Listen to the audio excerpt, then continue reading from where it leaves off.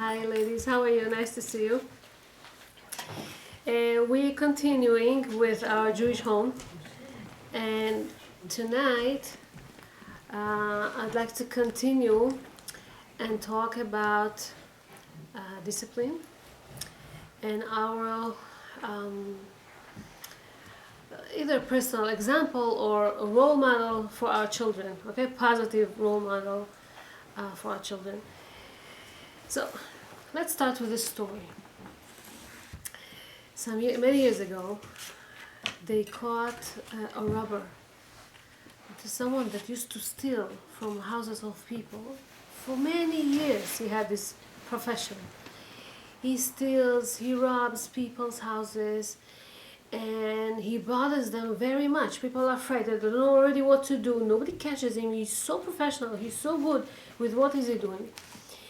And the minute that they caught him, they felt so relieved. The people who lived in that town, they felt so good that eventually, Baruch Hashem, this guy is caught. And they decided that his verdict is going to be to hanging. So when the day of the execution arrived, this guy, this robber, right, brought to this, the middle square of that town, and as he goes to the podium and everybody looks at him, all the audience, all the people that gathered to see the execution, his mother was there too. And his mother was sobbing and weeping and crying that her son is going to be dead soon, that they're going to punish him, and that's going to be the end of him. So the hangman comes to him and he tells him, "What is your last wish?" You know, every person that is about to die, they grant him the last wish. He tells him, I would like to say something to my mother. Can I whisper something to her? Sure, of course. It's the easiest wish anybody asked before. He comes close to his mother, and as he about to whisper in her ear something to her, instead of a whisper, he gave her such a strong bite into her ear. The mother starts screaming and shouting, and she just fainted because of the strong pain that of this bite. And the people are, "What is going on? What is this man? See how cruel he is. In the last moments, he's punishing his mother. He's so mean to her. And the one that brought him to the world, and the one that, I don't know, did something to him, at least at his earlier years." And he tells them, "Don't judge me. Don't judge me. You want to know why I became such a professional stealer? It's all because of my mother." And he started telling them that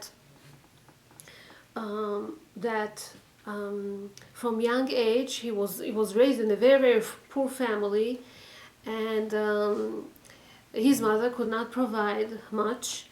And like all his friends in school, they would bring snacks, they would bring all kind of sweets, they would bring all kind of stuff. And he also wanted these things, but his mother couldn't afford. So his mother gave him the idea. She tells him, "You know something? Go in the end of the school day and steal your friend's books." He used to steal books in her order.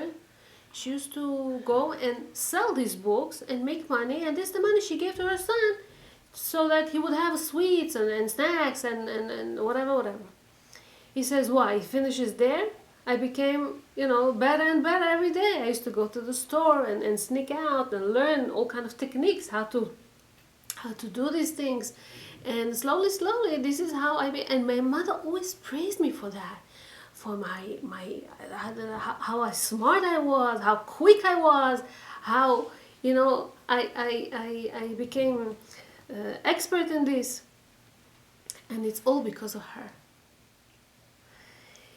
It's a very strong story, and obviously we're not talking about this type of people, but we can see, what is the role model of parents on their children. Could be and hopefully is to the good, and God forbid sometimes could be to the bad, that parents influence their children to do bad, God forbid.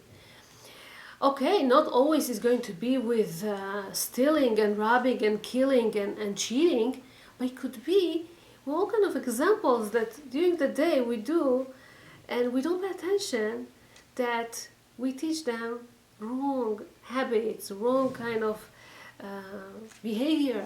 That's not good. Sometimes we scream, we're not speaking quietly. Sometimes we get angry very fast.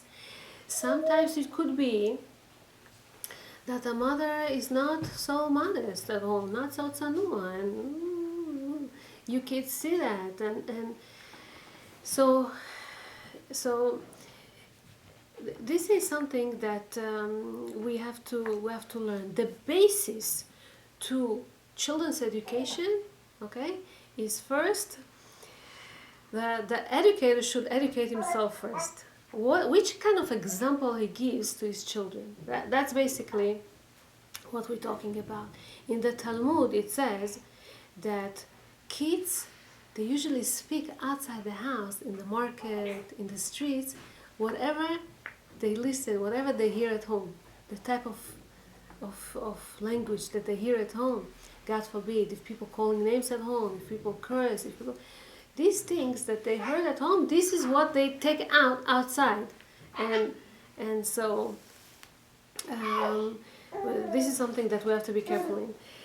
There's a report from our own days, now modern days, not olden days, today's, that kids, babies, are born with instinctive abilities and a will to imitate all kind of human beings' behavior, mature people kind of behavior. Kids like to imitate, okay? They have this ability. And it's proven that children can and want to imitate a wide range of expressions of people. And even when they're only a few hours old, I don't know exactly how, but researchers show that. And this is a very useful instinct that the kids have, because this is how they develop, and this is it's written in Journal of American Medical Association. It's not my words. It's written in there.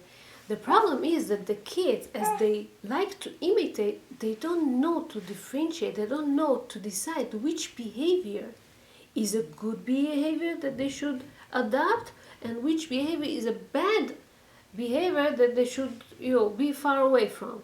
This, they don't know. Researchers show, they say, that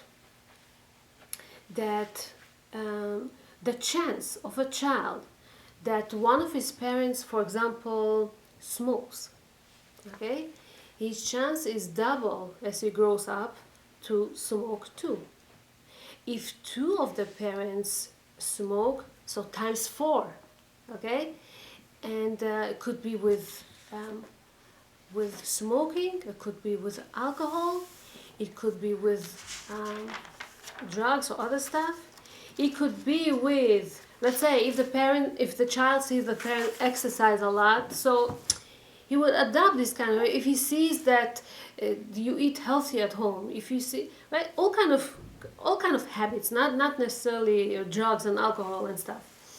And so if we don't speak appropriate to one another at home, if we lie, if we get angry very fast, most chances that our kids are going to adopt this kind of behavior too.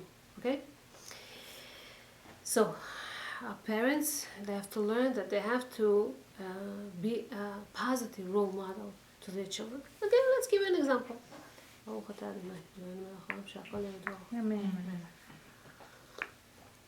Let's say there's a story, a woman went shopping with children, and they shopped, they finished, she paid, and as she got back home, she saw that the clerk gave her too much change, okay? So now it bothered her very much. What she should do? Should she go back, return it? Now it's late at night, she has to put the kids to sleep. She couldn't really do that, but it bothered her very much. The next day, before she even she had to take the kids to school, to the kindergarten, before she put them all over in all their schools and everywhere, she first went to that supermarket to return that extra change that she got the day before. The kids see it. They don't say, but they saw everything. A few weeks later, her son was supposed to do a very, very difficult test in school. And most of the students, most of his classmates didn't succeed in that test. So as the teacher returns all the tests to the students, she praised her son that he really, he was able to get a very, very good mark. So he gets the test, he looks over and he saw that he made one huge mistake that she didn't pay attention. Now the question is, should I go and tell her or not? And after all the praises that she told in front of everyone, after this, should he go and tell her or not? He was debating, and then he went and he told her that he had a mistake, and she gave him a good mark that he doesn't deserve. She still praised him. He went home, he told his mother what happened, and the mother was so impressed, so kol hakavod, you're so tzaddik and everything. He told her, I learned it from you. The way that you a few weeks ago went and returned, you felt that it's not right and you wanted to do it, I also learned it from you. So see how strong it could be when the role model is positive. When the role model is, God forbid, defected a bit, when the parents are getting angry very fast, when they're selfish, when they're not fair, when in between themselves, the parents, they don't speak nice to one another, they call each other names and stuff like that, this is when it leaves a very, sometimes deep scars on the children's neshamot, and it takes years and a lot of practicing and to get rid of that scars that they have over them. I would like to suggest that many times the behavior of our children, it derives from the way that the parents, they act towards one another. It's a very strong sentence, but let's give some examples from the Torah. I told you last time about Rachel Imenu, right? Rachel Imenu made a very heroic act when she didn't want to embarrass Leah, and she gave the simanim to her sister so that her sister won't be embarrassed once they will realize that it's not her. So this kind of act, see, when she did that, she risked herself, because if Yaakov is not marrying her, what could happen? It could happen that Esau is going to marry her, and who wants to get married with a gangster and a wicked man, and a man that is all into desires and everything. She wanted Yaakov. That's what they were for one another. To give in on a husband, it's such a strong thing. But with this kind of act that she did, she gave power to her son to do the same. Last Parsha, Parshat Vayigash, we speak about Yosef HaTzadik. Yosef HaTzadik meets Yehuda. Yehuda is very strong, right? And he comes and he wants to talk to him very, very harsh words now. And he says to him, I'm guaranteed for my little brother, I have to return him back to my father. I don't mind that you release him and I will be a slave to you. When Yosef sees the dedication, when he sees the devotion, I should say, of Yehuda to his little brother, to Binyamin, he felt that he cannot hold himself anymore, and he wanted to reveal himself. Now, when he reveals himself, such a strong moment, he tells, Hotziu kol ish me'alai. He asks all the Egyptians to leave the room. Now, in between them was the the one that translates the words between him and his brothers, Menashe, his son, and he asks him to leave too. You have to understand that Yosef, that Menashe, which is his son, that Yehuda, and all the brothers of Yaakov Avinu, they were very, very strong. They could fight with one another. But of course, he didn't want to get there. And once he asked even his own son to leave the room, okay, he's left alone with his brother. Yehuda is much stronger than Yosef.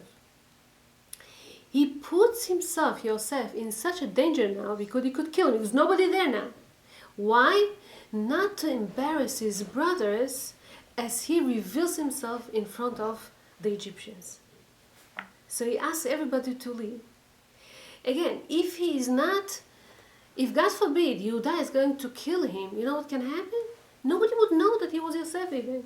Nobody would know that great story of Yosef as he holds himself, as he works on his qualities so much, as he became the great ruler over Mitzrayim, you know, the biggest country at that how nobody would know all that. He would go, God forbid, to the grave, nobody would know that. And he didn't mind to risk all this, okay, just for the brothers, his brothers not to be embarrassed. Great quality that he was inherited from his mother. Another thing interesting speaks about when Bnei Israel, they left Egypt, right? They're coming towards Yam Suf, and the Egyptians are chasing after them from behind, and they come to the sea, and they don't know what to do. Hashem tells them, jump to the sea. How can we jump to the sea? Little babies, little kids, women, men, old, young. The sea is not split. They're not ready for them. Well, what are they going to do? Out of all the nation, jumps Nachshon ben Aminadab to the water. Why Nachshon? Nachshon was from Shevet Yehuda. He was Nasi Shevet Yehuda. Why Nachshon jumped into the water? Who gave him the strength to do Mesirut Nefesh? Act of Mesirut Nefesh is self-sacrificing. You don't care to go ahead and to, God forbid, to die for a mitzvah. Hashem asked you to do it, you're doing it, no questions asked. And Harav Abdallah Somech, which was the chief rabbi in Iraq, he said that it says, Betzet Yisrael Mitzrayim, we say it every Hallel, right? Every time we say Hallel. Hayta Yehuda Lekodsho. When we say Hayta Yehuda Lekodsho, what exactly it means? Hayta is a form of a female, grammar female. Yehuda is a male. How come Hayta Yehuda? Haya Yehuda. Why Hayta Yehuda? So they say that Yehuda got this power from somebody, which Nachshon, from Tamar. Tamar was the daughter-in-law of Yehuda. Okay, he married his two kids to her. They both died, and he didn't want to give her the last one. And she waited and waited and waited. He grew up, and she didn't get him. So she wanted so much to be connected to Yehuda, to Yaakov Avinu, to this family, great family. And she met him, and whatever the story was. And now he heard that she's pregnant, and what is this? And she sends him a message. You left by me 3 things. I could send it back to you, but this belongs to you. Now she gives Yehuda the choice to admit that he made wrong judgment, because he said they should punish her, they should burn her, right? She was willing to burn. She didn't care to be burned, but not to embarrass Yehuda. But she tells him, listen, this is yours. You do with this whatever you want. Okay? When somebody is willing to die, okay, and not to embarrass somebody, so she, Tamar, gave their descendant, which was Nachshon ben Aminadab, this power to do such a great act also. See what I'm trying to say? That when it's not so popular today to say that the kids, that their characteristics, it's because of us, but it's true. We know, and usually when we learn family purity classes, we do speak about how important it is for husband and wife whenever they get together, what they think, how they relate to one another. How, those thoughts are so important because this is what would influence. This is the DNA that the child is going to get. If the parents, they respect each other, if they love each other, if all these things are going to come out, in the child later on in his life. So, if the parents are giving in, if they listen to one another, if they respect one another, if they give, right? The kids that are raised in this kind of house most probably will do the same. So, you have a child that screams too much. Think. Maybe you speak too loud too. Sometimes we don't pay attention. That we scream a lot during the day, during the night, or whatever. If you put a tape on, you're going to pay attention. You don't pay attention how much you're loud sometimes.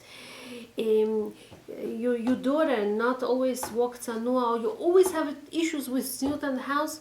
Pay attention. Maybe you're not wearing properly, inside the house, outside the house, whatever.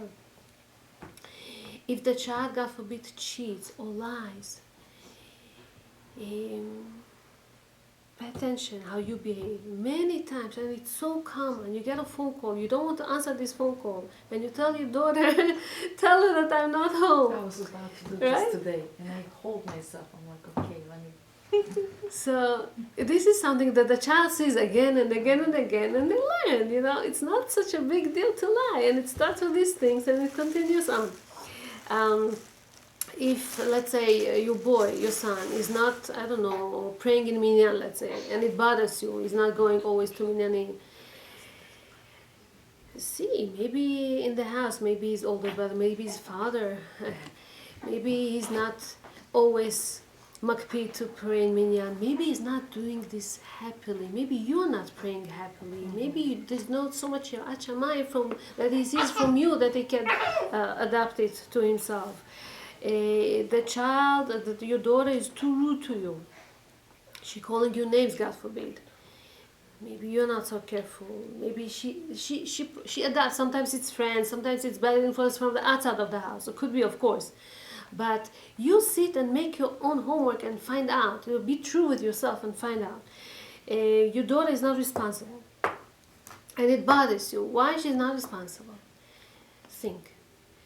You were supposed to go to an appointment, doctor's appointment. Are you on time always? Or are you always late?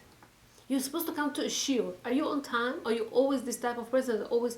If you like to postpone things, if you're not responsible yourself, you take upon yourself something and you're not doing it, the kids, they get it. If they see that you're trying to... I don't speak about perfections, but at least you try... You give your best to do something because you gave your word. They see that it's important. I gave my word and I have to do it. Let's say your child complains all the time. That's not fair. Whine and complain all the time.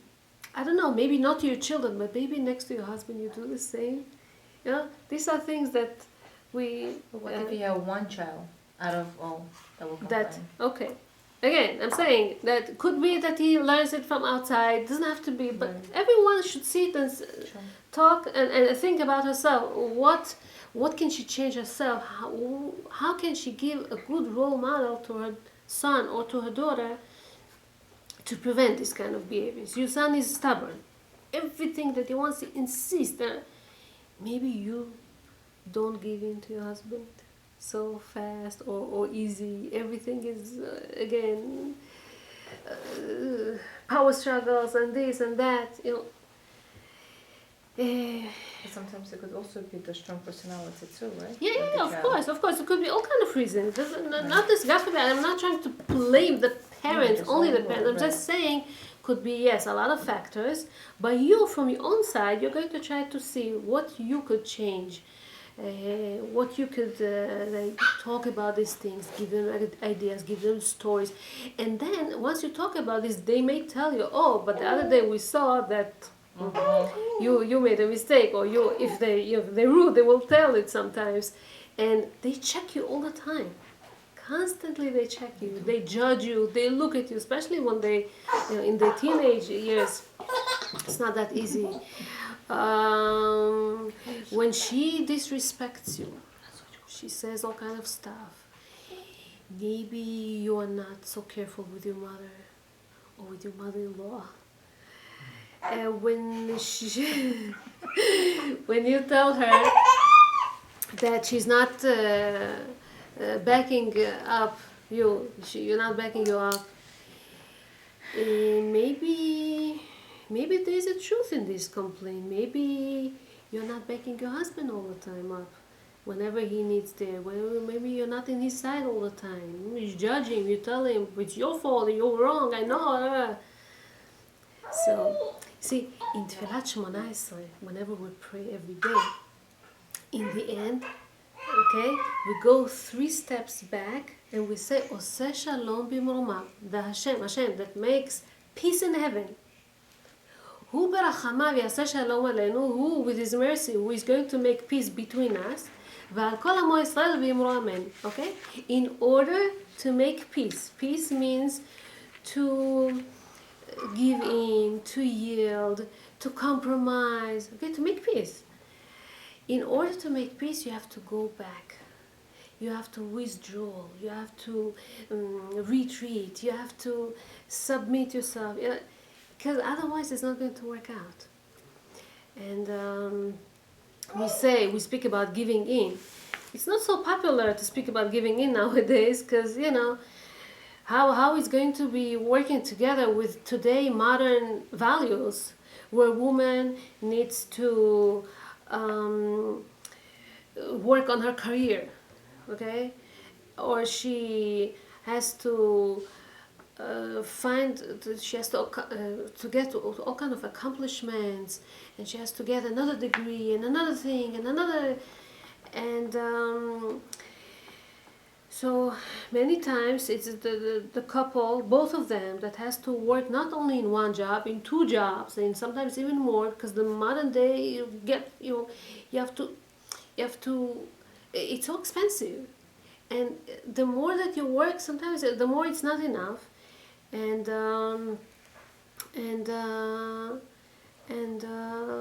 it's hard to speak about giving in. What do you mean give in? Our biggest example of giving in is Yaakov Avinu. Yaakov Avinu is a symbol of giving in and self-sacrificing, because he was working for his wife 7 years, plus 7 years, 14 years he worked for her, and then he worked more, but whatever. And just to gain her, to have her as a woman, as his wife. And it says, "Vehayu be'einav keyamim achadim be'ahavato ota." All these 14 years were like few days for him, because he loved her so much. What does it mean? When we give in, we're going to experience it as giving in only if we have a very, very special goal, magnificent, something special, very, very important goal. Like Yaakov wanted to marry Rachel, right? For him it was a very, very important goal, and he would do anything for this. So there is something to wait for. And this giving in was worthwhile.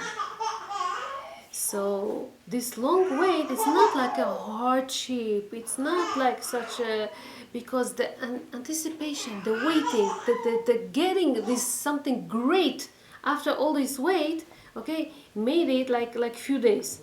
So sometimes today we think that if somebody is not insisting or is not stubborn on what he believes in, he's too soft, he's nothing, he doesn't know anything. And in reality it shows that it's the opposite. A very strong personality only could really yield, go back 3 steps, like as we said before, withdraw. Only people that have big personalities can do that. Other people, they would just fight and whatever. And once you're going to refer to your husband as he's the king in the house, very strong sentence. You're going to, you already got these manners of majesty, of royalty, because you're the wife of the king. It's nothing to feel embarrassed or low about this. The opposite. They all say you're going to treat him like a king, he's going to treat you like a queen, hopefully, but you're doing it first for yourself. Once we're talking about this, I would like to go and talk to you a little bit about discipline. Discipline is a process of establishing or putting borders, boundaries, limits to our children, and enforcing these limits as well in a very loving and consistent way. This is discipline. Discipline through love. Okay? Now, there's a way to teach children all kind of rules inside the house that they have to obey. And beside this, we teach them also authority, which is very important. Kids, they need to get the authority from the parents. It says that discipline is a show of love. Okay? It says, כי אם את אשר יאהב יוכיח. In ספר משלי, שלמה המלך writes it, that rebuke means love. You usually rebuke people that you love. People that you don't love, you don't care about them so much. The way that you rebuke. And the same way that Hashem is kind with us and is trying to rebuke us with love, this is how we're supposed to rebuke our children, because of the love that we have towards them. The opposite, on the contrary, it says חוסך שבטו שונא בנו. So חוסך שבטו means that if you prevent a punishment from a child, it means you hate him. Now with this, you have to be very careful. Punishments today. חוסך שבטו, if you prevent punishment from your children, שונא בנו, you don't like your child. Meaning, you don't discipline him. And with punishment, we also have to be very, very careful. Okay? Punishments years ago would be many times physical punishment. Today, we're not talking about this even. Okay? There's all kind of other ways of punishments. We'll talk about this next time, B'ezrat Hashem. But basically, we're talking about putting limits.